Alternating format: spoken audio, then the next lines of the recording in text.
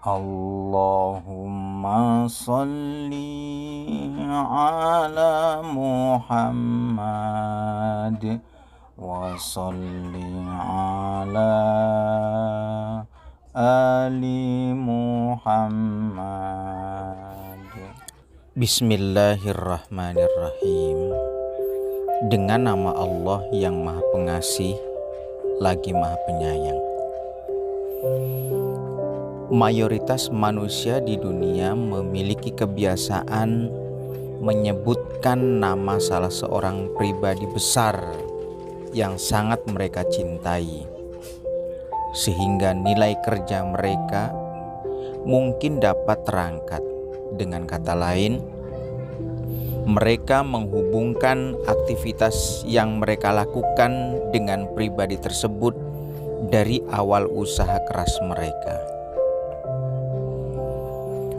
Di antara segala keberadaan, zat yang abadi hanyalah Allah semata. Karena itu, segala sesuatu dan segala aktivitas harus dimulai dengan menyebut namanya yang suci.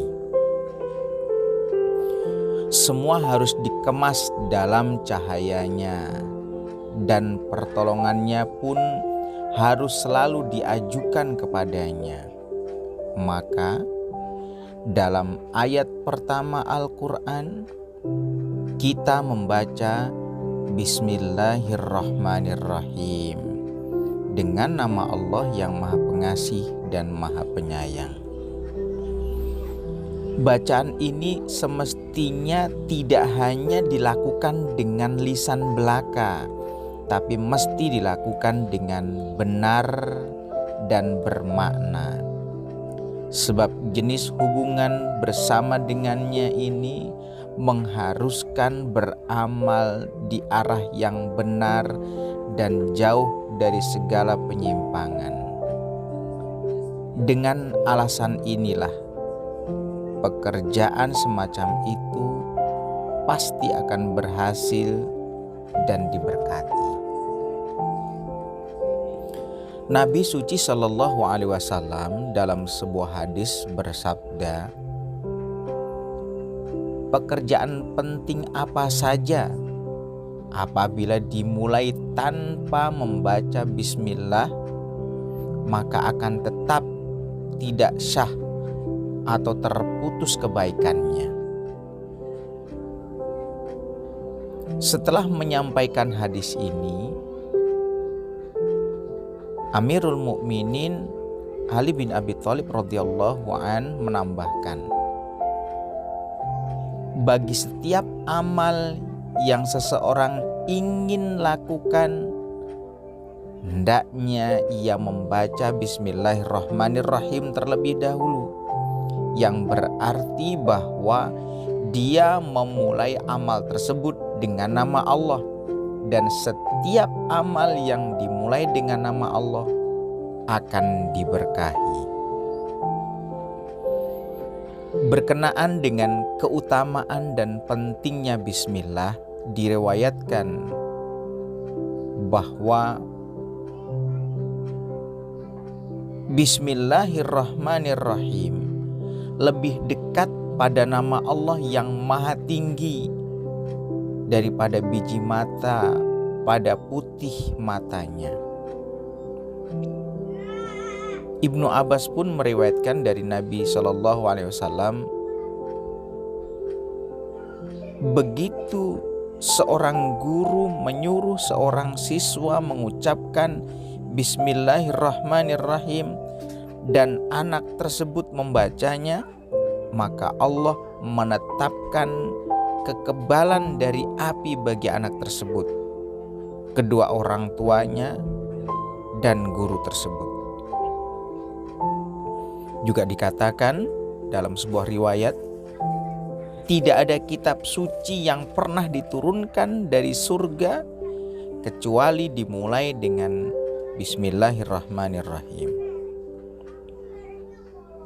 Dalam Khisal karya Syekh Saduk disebutkan bahwa Imam Baqir radhiyallahu an pernah berkata, apabila kita memulai sesuatu perbuatan besar atau kecil, maka sepatutnya membaca Bismillahirrahmanirrahim agar perbuatan tersebut diberkahi.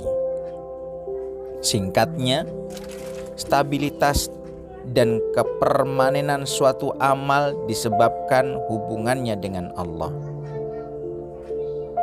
Bacaan bismillah di awal surat tersebut mengajarkan kepada kita untuk meminta pertolongan kepada Allah dari zat-Nya yang sempurna lagi suci ketika memulai perbuatan apapun. Karena itu Allah Ta'ala dalam ayat-ayat pertama tersebut mewahyukan kepada Nabi suci Sallallahu Alaihi Wasallam untuk mengawali syiar dan dakwah Islam, melaksanakan tugas agung ini dengan nama Allah, dengan membaca nama Tuhanmu. Bacalah dengan nama Tuhanmu. Surat Al-Alaq ayat 1. Dan ucapan Nabi Nuh alaihissalam kepada para pengikutnya ketika banjir melanda, lalu dia berkata, naiklah kalian ke dalamnya dengan menyebut nama Allah di waktu berlayar dan berlabuhnya. Quran Surat Hud ayat 41. Juga Nabi Sulaiman alaihissalam kepada Ratu Saba dimulai dengan ucapan, sesungguhnya surah ini dari Sulaiman dan sesungguhnya isinya dengan nama Allah yang Maha Pengasih lagi Maha Penyayang. Surat An-Naml ayat 30. Berdasarkan prinsip yang sama, semua surah-surah yang ada dalam Al-Quran kecuali surat At-Taubah dimulai dengan bismillah untuk menggapai tujuan mendasar, yaitu membimbing dan mengarahkan manusia pada kemakmuran, jauh dari kekalahan. Dalam peristiwa apapun, apabila kita memulai pekerjaan kita dengan bergantung pada kekuatan Allah yang Maha Agung, yang kekuatannya di atas segala kekuatan, maka secara psikologis kita akan merasa jauh lebih mantap. Oleh karenanya, kita mungkin merasa lebih percaya diri. Kita mungkin akan berusaha lebih tekun, berani dan tegar dalam mengatasi segala kesulitan, lebih berharap, dan begitu pula niat dan esensi perbuatan-perbuatan kita mungkin akan lebih suci. Pada saat memulai urusan apapun, membaca nama Allah menjadi kunci kesuksesannya. Sampai sejauh apapun kita menjelaskan ayat ini, tetap tidak akan cukup, sebab menurut sebuah riwayat dari Imam Ali radhiyallahu an yang menjelaskan tafsir ayat tersebut kepada Ibnu Abbas dari awal sampai malam, sampai pagi berikutnya, hanya untuk membahas tafsir huruf ba, huruf pertama pada lafal Bismillahirrahmanirrahim.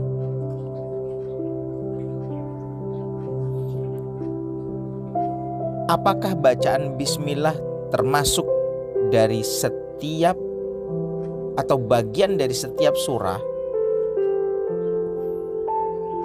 Seperti yang telah disebutkan sebelumnya, hampir seluruh ulama secara sepakat menyatakan bahwa Bismillahirrahmanirrahim termasuk bagian dari Al-Fatihah dan juga bagi surat-surat lainnya kecuali surat At-Taubah.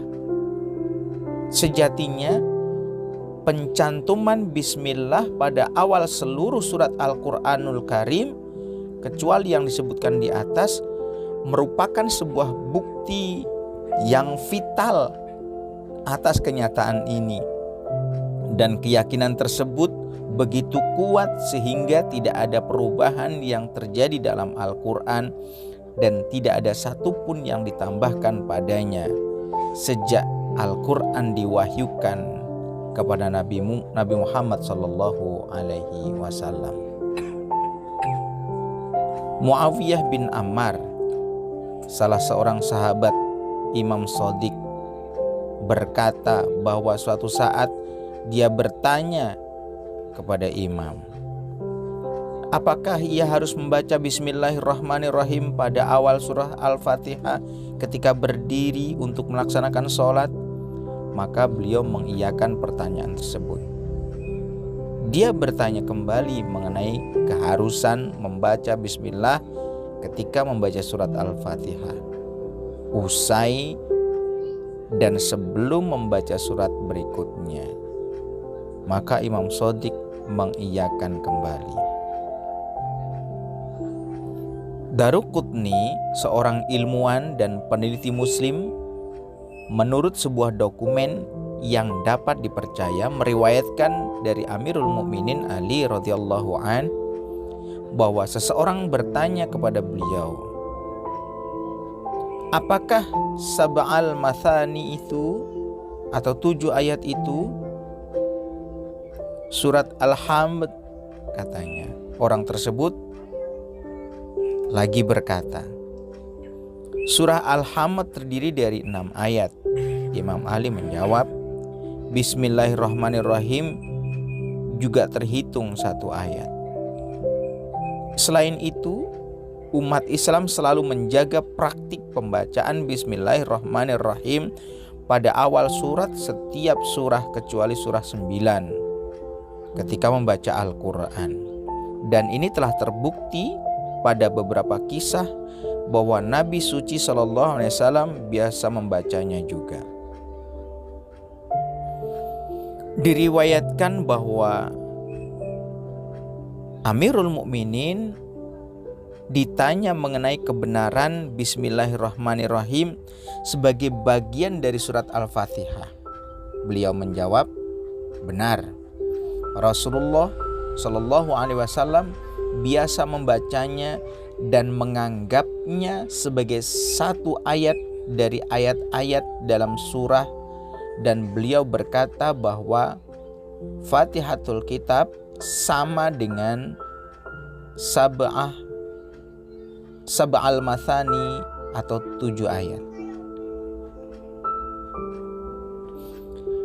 Allah, nama Rob yang serba mencakup.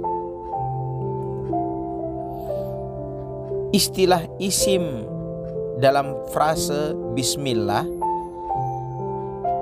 seperti yang dikatakan para sastrawan dalam bidang bahasa Arab, berasal dari kata summu yang berarti ketinggian, peninggian. Alasan tentang penamaan pada sebuah kata benda adalah karena setelah menentukan penamaan pada sebuah kata benda dengan nama isim yang khusus, maka makna ungkapan yang tersembunyi akan muncul dan pergantian nama tersebut menanjak.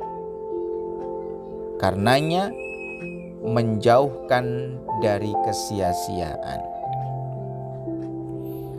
Dalam frase Bismillah, kata Allah adalah nama Tuhan yang paling lengkap dan komprehensif di antara nama-nama Tuhan yang lainnya. Ini disebabkan masing-masing nama Allah yang ditorehkan dalam Al-Quranul Karim, juga dalam referensi-referensi Islam lainnya, merefleksikan satu aspek khusus dari sifat-sifat Allah. Dengan kata lain, satu-satunya nama yang mengacu pada seluruh sifatnya yang mulia dan baik adalah Allah. Oleh karena itu, nama-nama lainnya sering digunakan sebagai kata sifat bagi kata Allah. Misalnya, Allah Maha Pengampun lagi Maha Penyayang, sebagaimana terdapat dalam surat Al-Baqarah ayat 226. Mengacu pada ampunan Allah, Allah Maha Mendengar dan Maha mengetahui segala sesuatu. Surat Al-Baqarah ayat 227 menunjukkan kemudah dikenalnya dengan apa-apa yang dapat didengar dan apa-apa yang terjadi secara berturut-turut. Dan Allah Maha melihat semua yang kamu lakukan. Surat Al-Hujurat ayat 18 menyatakan bahwa Dia memiliki informasi atas segala hal yang dilakukan oleh siapa saja. Sesungguhnya Allah, Dialah Maha Pemberi rezeki yang mempunyai kekuatan lagi sangat kukuh. Surat Az-Zariyat ayat 58. Mengarah pada pemberian rizkinya ke seluruh makhluk dan pada saat yang sama mengungkapkan bahwa Dia perkasa dan kukuh dalam tindakan-tindakannya. Dan akhirnya surah Al-Hasyr pada ayat yang ke-23 dan 24 menunjukkan beberapa sifat Allah.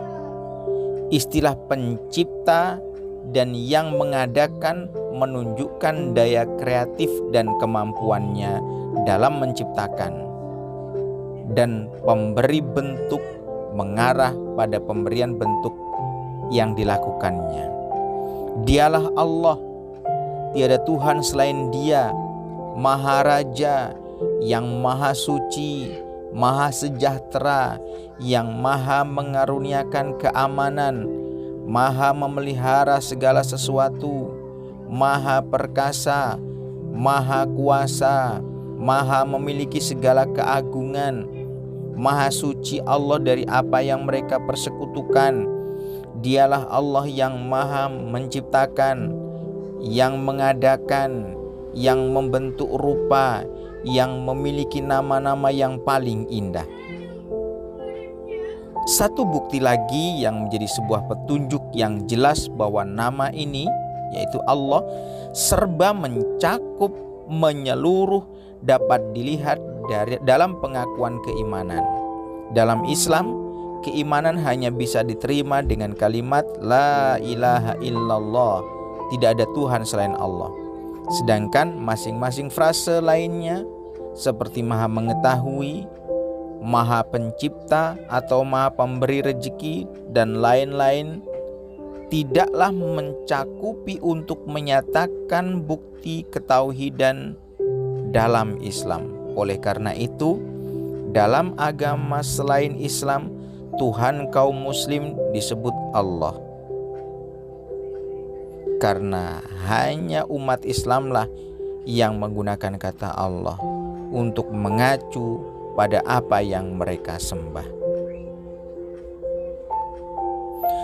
Rahmat Allah yang umum dan khusus. Kata-kata Ar-Rahman yang Maha Pengasih dan Ar-Rahim yang Maha Penyayang adalah kata sifat. Keduanya berasal dari Ar-Rahmah atau rahmat.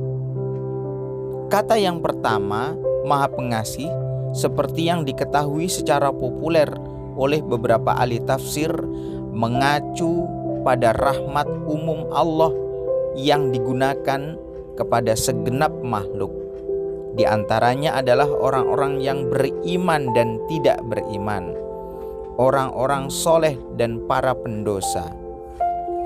Dan seperti yang kita saksikan, rahmat kehidupan dari Allah disebarkan kemana-mana dan seluruh manusia menikmati manfaatnya yang tidak habis-habis.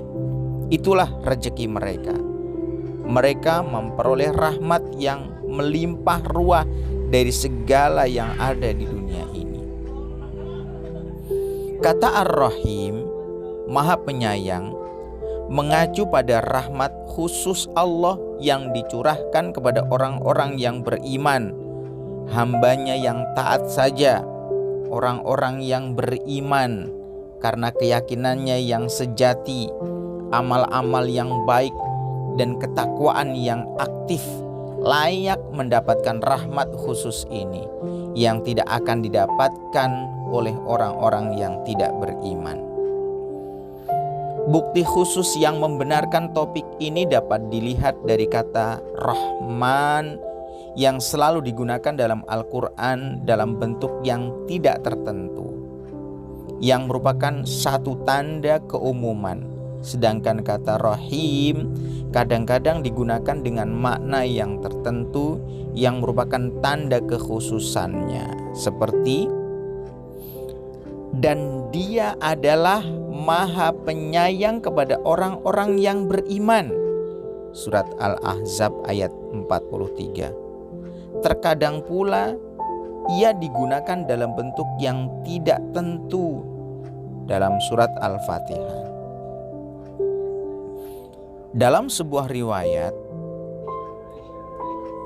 dijelaskan bahwa Allah adalah Rabb segala sesuatu dan Maha Pengasih pada semua makhluknya, dan Dia Maha Penyayang khususnya pada orang-orang yang beriman. Oleh karena itu, pada saat kita hendak memulai amal apapun, kita mesti memulainya dengan nama Allah dan memohon rahmat-Nya, baik rahmat umum maupun khusus. Yang perlu diperhatikan di sini hanyalah kekuatan ini, karena ia memiliki konsep yang luas dan amat mirip dengan tarikan gravitasi, serta memiliki kemampuan untuk mendekatkan hati, merupakan sifat rahmat itu sendiri. Selain itu, sifat rahmat adalah sarana yang memudahkan manusia mendapatkan satu hubungan yang erat dengan penciptanya. Sebab itu, kaum mukmin sejati ketika membaca ayat suci Bismillahirrahmanirrahim di awal setiap urusan mereka, membebaskan hati mereka dari segala sesuatu yang lain dan hanya bergantung kepada Allah semata, dan mereka meminta pertolongan hanya kepadanya, lantaran Dia sajalah yang rahmat-Nya serba mencukupi, mencakup. Tidak ada satupun makhluk yang lepas darinya. Bukti lain yang juga dapat dimengerti dari bismillah adalah tindakan-tindakan Allah yang selalu berdasarkan rahmat. Sementara hukuman memiliki aspek-aspek perkecualian yang tidak akan terpengaruhi kecuali ada beberapa alasan yang jelas dan tepat. Apabila kita membaca doa Jausan Kabir pada pasal yang ke-20, yaitu wahai Rabb, Tuhan yang rahmat-Nya mendahului murkanya, maka butir di atas sekian menjadi jelas.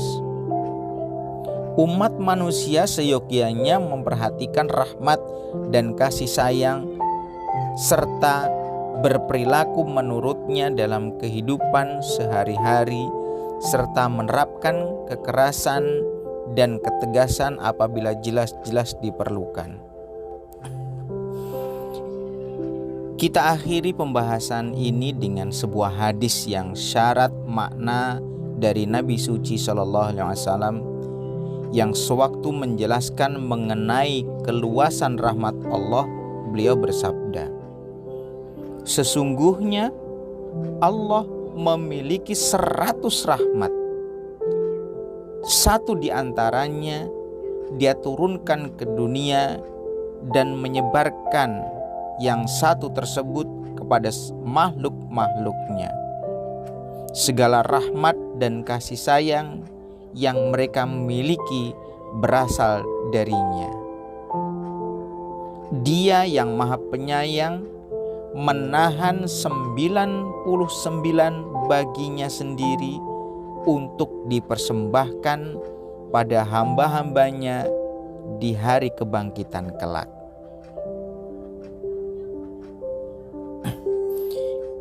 Kita mulai ayat kedua dari surat Al-Fatihah. Alhamdulillahi Rabbil Alamin. Segala puji hanyalah milik Allah, Rob atau Tuhan semesta alam. Dunia penuh dengan rahmat-Nya.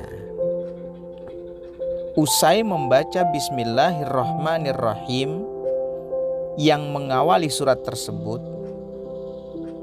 tugas kita yang pertama adalah mengingat Pencipta agung dan pemelihara dunia wujud yang rahmat-Nya tidak terbatas dan meliputi segala sesuatu. Dalam melakukannya, ayat ini berperan sebagai pembimbing bagi kita untuk memperhatikan keberadaan Allah sekaligus sebagai motif untuk menunjukkan penghambaan dan penyembahan kita kepadanya. Ia sebagai suatu motif karena siapapun setelah menerima hadiah berkeinginan mengetahui sang pemberi dengan segera untuk menunjukkan rasa terima kasih dan syukurnya kepadanya. Sifat yang ada dalam watak sejak lahir ini mendorongnya untuk mewujudkan pengetahuan dia tentang Allah. Kualitas serupa yang ada dalam diri manusia dalam membahas motif-motif teologis tentang pentingnya pernyataan terima kasih kepada pemberi rahmat tersebut menurut arahan pemikiran dan sifat dasar manusia dianggap sebagai salah satu motif yang ada. Ayat ini pun berperan sebagai pembimbing untuk memakrifati Tuhan dan rahmat-rahmat-Nya, karena cara terbaik dan terlurus ke arah pengetahuan tentang asal-usul adalah studi tentang rahasia-rahasia ciptaan, khususnya keberadaan karunia kehidupan yang dikaitkan pada umat manusia. Barangkali karena dua alasan inilah maka surat Al-Fatihah selain Bismillah dimulai dengan ungkapan segala puji hanya milik Allah Tuhan semesta alam. Atau dengan kata lain, ayat segala puji hanya milik Allah Tuhan semesta alam menunjuk pada dua hal, yakni satu, keesaan zat Tuhan, tauhidul zat, dan dua, keesaan sifat, tauhidus sifat, dan perbuatan Tuhan, tauhid fi'li. Semula penyifatan Allah Subhanahu wa taala di sini dengan bacaan Rabbil Alamin, Tuhan semesta alam, sesungguhnya merupakan penyebutan alasan setelah menyatakan klaim atau penyifatan tersebut. Nampaknya seseorang bertanya mengapa segala puji hanya milik Allah. Maka jawabannya adalah karena Dialah Tuhan semesta alam. Ini adalah salah satu sifat-sifat Allah. Di tempat lain Allah berfirman, Dialah yang membuat segala sesuatu yang Dia ciptakan dengan sebaik-baiknya. Surat As-Sajdah ayat 7. Selain itu dalam surat Hud ayat 6 Allah berfirman, tidak ada makhluk yang bergerak di permukaan bumi kecuali menggantungkan rezekinya kepada Allah. Hal itu pun secara jelas bisa difahami dari kata alhamd yang digunakan dalam ayat ini, bahwasanya Allah telah menciptakan semua karunia dan kebaikan ini pada dasarnya karena pilihan dan kehendak-Nya. Menarik untuk diketahui bahwa dengan melafalkan bacaan segala puji hanya milik Allah tidak hanya bermanfaat pada saat memulai sesuatu urusan, tetapi seperti yang Al-Quran ajarkan juga digunakan sebagai satu penutup atau doa seperti yang termaktub dalam surat Yunus ayat 10 mengenai orang-orang soleh di surga yang berbunyi, inilah doa mereka di dalamnya. Subhanakallahumma, Maha suci Engkau wahai Allah, dan salam kedamaian akan menjadi salam penghormatan mereka di dalamnya. Dan penutup doa mereka adalah, segala puji bagi Allah, Tuhan semesta alam. Alhamdulillahi Rabbil Alamin.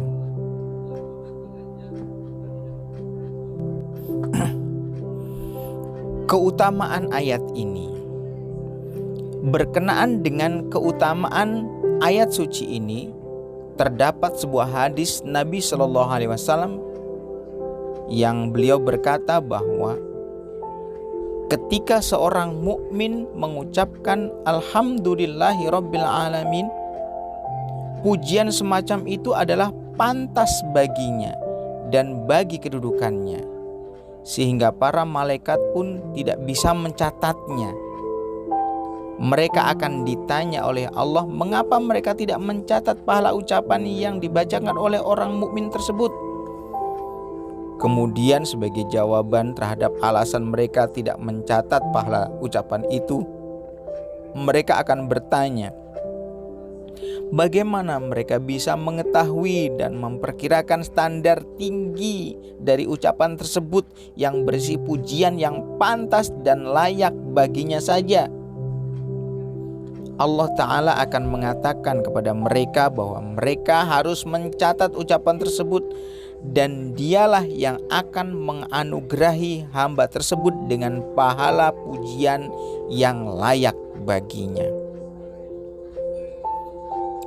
Kata Rob semula bermakna pemilik sesuatu yang terus mendidik dan meningkatkannya. Kata ini secara mutlak diterapkan untuk Allah saja. Jika diterapkan dalam bahasa Arab untuk selainnya, maka pasti digunakan dalam bentuk kepunyaan, seperti Rob Ad-Dar, pemilik rumah, Rob As-Safinah, pemilik perahu. Dalam keadaan bagaimanapun, kata itu sendiri mengandung makna pendidikan. Dalam Majmu' Al-Bayan ada keterangan lain yang berbunyi Rob berarti orang penting yang perintah-perintahnya ditaati. Bagaimanapun adalah mungkin saja bahwa kedua makna tersebut mengacu pada sumber yang sama. Istilah alamin dalam bentuk jamak dari alam atau dunia, dan kita menyebutkan di sini dengan makna suatu himpunan berbagai macam makhluk dengan karakter-karakter umum atau suatu ruang dan waktu yang umum. Misalnya, kita mengatakan dunia manusia, dunia binatang, dan dunia tumbuhan, atau kita mengatakan dunia timur dan dunia barat, atau dunia hari ini dan dunia kemarin. Oleh karena itu, ketika alam yang memiliki makna jamak dengan sendirinya digunakan dalam bentuk jamak, maka ia menunjukkan alam semesta. Penulis tafsir Al-Manar berkata bahwa Imam Shadiq mengartikan alamin sebagai umat manusia saja. Kemudian sang penulis menambahkan bahwa istilah tersebut digunakan dalam Al-Quran dengan makna yang sama. Misalnya dalam ayat, agar dia, Al-Quran, menjadi pemberi peringatan bagi seluruh manusia. Surat Al-Furqan ayat 1. Memang benar istilah alamin dalam beberapa tempat dalam Al-Quran digunakan dalam arti umat manusia. Namun kadang-kadang ia juga digunakan dalam makna yang lebih luas yang meliputi makhluk-makhluk lainnya. Misalnya, maka segala puji bagi Allah, Tuhan langit dan Tuhan bumi, pemelihara alam semesta, surat Al-Jathiyah ayat 36. Dan juga ayat Fir'aun berkata, "Dan siapakah Tuhan dan pemelihara alam semesta?" Musa berkata, "Tuhan dan pemelihara langit dan bumi dan semua yang ada di antara keduanya." Surat Asy-Syu'ara ayat 23 dan 24. Adalah menarik bahwa dalam Uyunul Akhbar, Syekh Saduq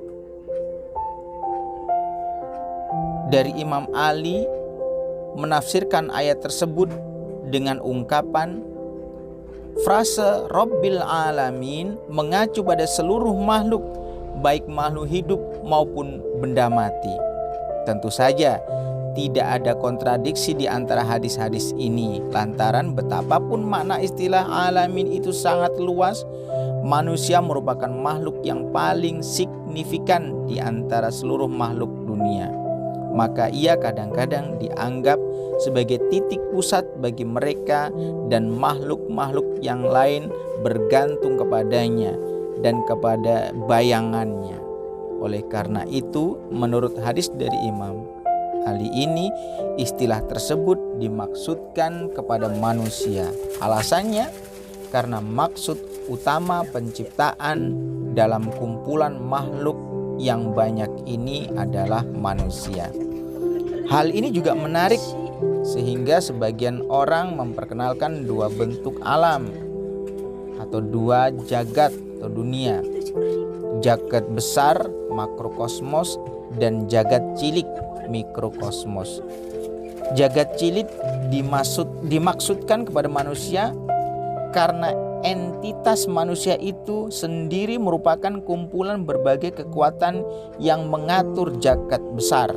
Sesungguhnya manusia adalah model dari seluruh alam. Karena itu Amirul Mukminin Ali radhiyallahu an dalam salah satu puisinya yang ditujukan pada manusia berkata, "Engkau menyangka bahwasanya engkau adalah tubuh yang kecil, padahal engkau mesti tahu bahwa engkau mengandung jagat besar makrokosmos yang ada dalam dirimu." Salah satu faktor yang menyebabkan kami menekankan pengertian alam secara luas atau dunia, karena istilah tersebut ditempatkan setelah alhamdulillah yang menunjukkan bahwa kita mesti mencurahkan segala puji kepada Allah saja. Kemudian kita membaca Rabbil Alamin, Tuhan semesta alam. Kita mengucapkan pujian hanya milik Allah karena semua kesempurnaan, semua karunia dan rahmat di dunia ini adalah miliknya, milik Rabb, Tuhan Sang Pemelihara. Ayat ketiga, Ar-Rahmanir Rahim, Maha Pengasih lagi Maha Penyayang. Makna Ar-Rahman, Maha Pengasih, dan Ar-Rahim, Maha Penyayang yang luas berikut perbedaan di antara keduanya telah dijelaskan secara panjang lebar ketika menafsirkan Bismillah. Oleh sebab itu, pengulangan akan tafsir makna ini tidaklah diperlukan. Hal yang sebaiknya ditambahkan dalam tafsir ini berkenaan dengan Ar-Rahmanir Rahim adalah kenyataan bahwa dua sifat ini merupakan sifat terpenting Allah yang diulang-ulang paling sedikit 30 kali setiap hari dalam 5 sholat harian kita. 2 kali dalam surat Al-Fatihah dan sekali dalam surat yang kita baca setelahnya. Dengan demikian, kita memuji Allah 60 kali sebagai Maha Penyayang setiap hari. Sungguh ini merupakan sebuah pelajaran yang diajarkan kepada seluruh umat manusia lebih dari apapun, sehingga mereka harus mencoba untuk memperoleh sifat ini dan mempraktikkannya dalam kehidupan dan aktivitas sehari-hari mereka. Sebab itu, Hal ini menunjukkan fakta bahwa jika kita merasa bahwa kita termasuk di antara hamba-hamba Allah yang benar dan taat, maka kita tidak boleh mengikuti atau meniru tingkah laku para penguasa budak yang jahat terhadap budak-budaknya ketika berurusan dengan para pembantu kita. Sejarah perbudakan menunjukkan bahwa para tuan yang kejam bisa memperlakukan budak-budak mereka dengan cara yang amat menakutkan. Misalnya, bila seorang budak lambat dalam bekerja, maka dia akan menerima hukuman yang keras, misalnya dicambuk, dirantai dan dibelenggu, ditalikan di penggilingan batu, dan dipaksa untuk membalikkannya, disuruh bekerja di pertambangan, dipenjara di lubang yang dalam, gelap dan basah. Bila kesalahannya lebih besar lagi, maka ia akan digantung. Dalam referensi sejarah perbudakan lainnya, kita mengetahui bahwa budak yang bersalah dijebloskan dalam kandang binatang buas. Apabila budak tersebut bisa mempertahankan hidupnya, maka dia akan dihadapkan dengan binatang buas lainnya. Begitulah sejarah perbudakan di dunia ini. Namun Allah, Tuhan semesta alam, menyebutkan secara berulang-ulang dalam Al-Quran bahwa Dia Maha Pengampun dan Maha Pengasih kepada hamba-hambanya yang menyesali kedurhakaan kepadanya. Misalnya dalam surat Az-Zumar ayat 53 Allah berfirman, "Katakanlah, wahai hamba-hambaku yang melampaui batas terhadap diri mereka sendiri, janganlah kalian berputus asa dari rahmat Allah. Sesungguhnya Allah mengampuni seluruh dosa. Sesungguhnya Dia, Allah, Maha Pengasih dan Maha Penyayang." Oleh karena itu, istilah Ar-Rahmanir Rahim, Maha Pengasih dan Maha Penyayang, yang digunakan setelah bacaan Rabbil Alamin, Tuhan semesta alam, mengacu pada makna bahwa Dia dengan kekuatan mutlaknya tetap Maha Penyayang kepada semua makhluknya. Sifat yang Allah miliki ini menarik hamba-hambanya sehingga mereka dengan senang hati mengucapkan Ar-Rahmanir Rahim. Di bagian inilah perhatian seseorang diarahkan kepada sebuah fakta bahwa perlakuan Allah yang maha mulia kepada makhluk-makhluknya jauh berbeda dari perlakuan para tuan kepada budak-budaknya, khususnya selama periode perbudakan yang sangat menakutkan. Oleh karena itu, iman kepada Allah adalah prinsip pertama dalam 5 prinsip Islam. Ayat yang keempat, Malik Yaumiddin, penguasa hari pembalasan. Prinsip kedua, iman kepada hari kebangkitan. Dalam ayat ini, perhatian diarahkan pada prinsip penting yang kedua dalam Islam, yaitu hari kebangkitan dan hari kiamat ketika Al-Quran berkata, penguasa hari pembalasan. Oleh karena itu, fokus pemikiran tentang asal-usul dan tujuan akhir yang merupakan asas utama dari seluruh peningkatan akhlak dan hubungan kemasyarakat pada manusia mencapai puncak kesempurnaannya. Penting untuk dicatat di sini bahwa ketuhanan, rububiyah, Allah atau penguasaannya, mulkiyah, ditujukan yang menggambarkan kekuasaan dan kedaulatannya atas setiap manusia dan segala sesuatu pada hari tersebut, hari kiamat, di mana seluruh manusia akan menghadiri pengadilan agung untuk mempertanggungjawabkan perbuatan mereka di depan Tuhan yang sebenarnya dan sejati. Mereka akan melihat semua amal dan bahkan pikiran pun akan hadir tanpa kurang dari yang aslinya atau ada yang terlupakan.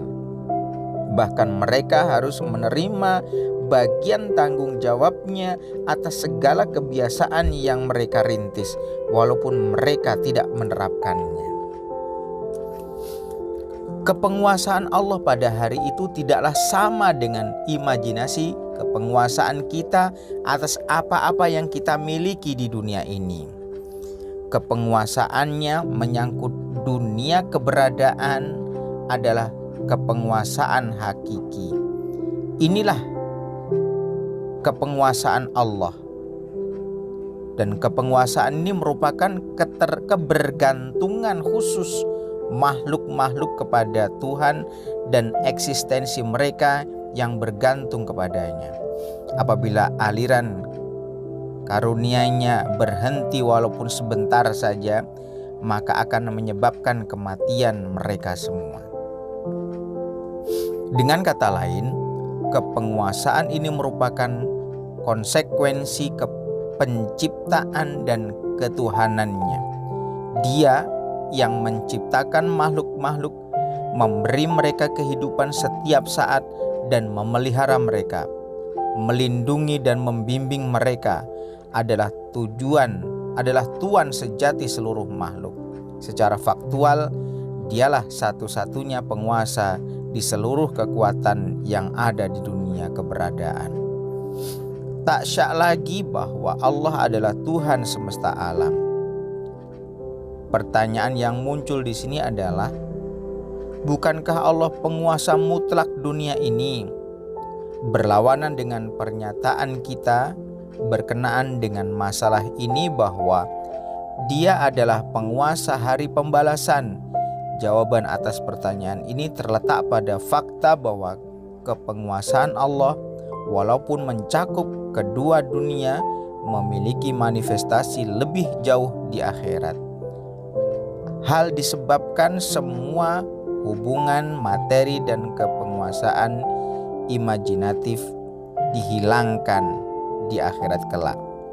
Dan tak seorang pun memiliki kepenguasaan seperti itu pada hari tersebut. Bahkan syafaat bila benar-benar diperoleh adalah atas perintah Allah, seperti yang Al-Quran katakan berkenaan dengan hari pembalasan.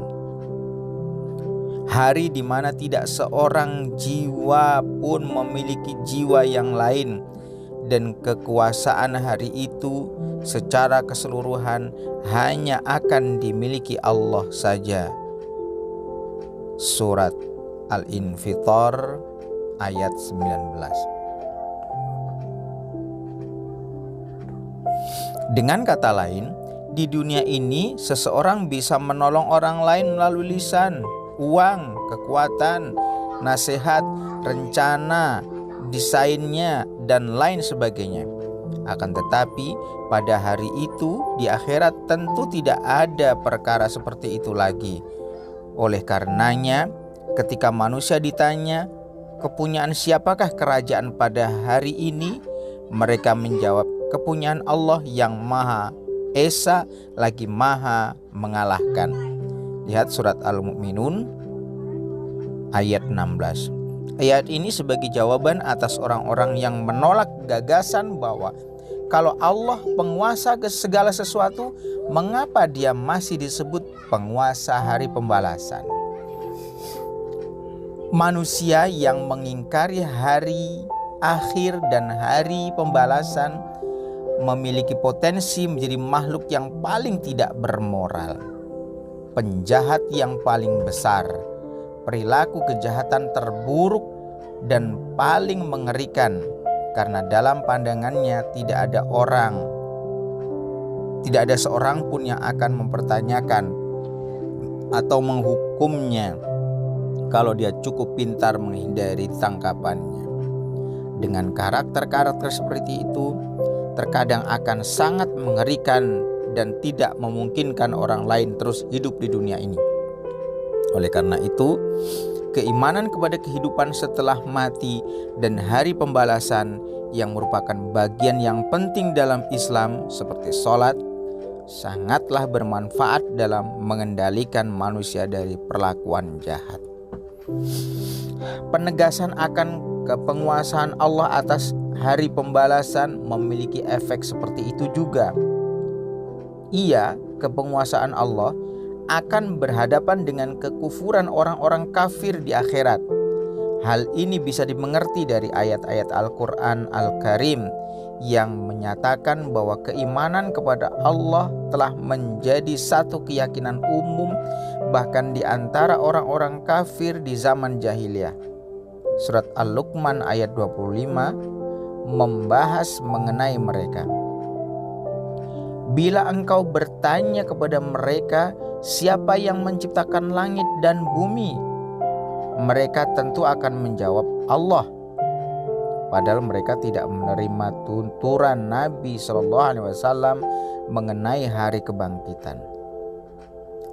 Orang-orang kafir berkata kepada teman-temannya dengan mengejek, "Maukah kami tunjukkan kepadamu seorang lelaki yang akan mengatakan kepadamu bahwa apabila badanmu tercerai-berai menjadi potongan-potongan yang berserakan, sesungguhnya engkau benar-benar akan dibangkitkan kembali pada hari itu dalam ciptaan yang baru. Apakah dia telah mengada-adakan kebohongan terhadap Allah? Ataukah adakah jin padanya merasukinya?" Surat Saba ayat 7 dan 8. Sebuah hadis menyebutkan perihal Imam As-Sajjad ketika Ali bin Husain mulai membaca Malik Yaumiddin, penguasa hari pembalasan. Ia mengulang-ulangnya berkali-kali sehingga ia sampai pada titik kehilangan jiwanya atau pingsan. Bacaan Yaumiddin dibaca berulang-ulang lebih dari 10 kali dalam Al-Quran, semata-mata dengan makna hari akhir. Tahukah kamu apakah hari pembalasan itu? Sekali lagi, tahukah kamu apakah hari pembalasan itu? Yaitu hari ketika ketika seorang tak berdaya sedikit pun untuk menolong orang lain. Dan kekuasaan hari itu seluruhnya milik Allah. Surat Al-Infitor ayat 17-19. Bacaan Yaumiddin digunakan dalam makna hari pembalasan karena hari itu adalah hari pahala. Sedangkan din dalam ilmu bahasa Arab berarti pahala, tebusan. Prosedur yang paling nyata di akhirat adalah prosedur pemberian pahala atau pemberian hukuman. Pada hari itu, hijab-hijab akan dibuang dan amalan-amalan semuanya akan dipertanggungjawabkan secara benar. Pada hari itu, setiap orang akan menuai buah amalan-amalannya sendiri, entah tercela ataupun terpuji. Imam Shadiq berkata dalam sebuah hadis bahwa hari pembalasan adalah hari perhitungan. Perlu disebutkan di sini, sebagian mufasir percaya bahwa hari pembalasan disebut Yaumiddin karena pada hari tersebut setiap orang diganjar atas agamanya sendiri, seandainya dia telah menganutnya secara benar.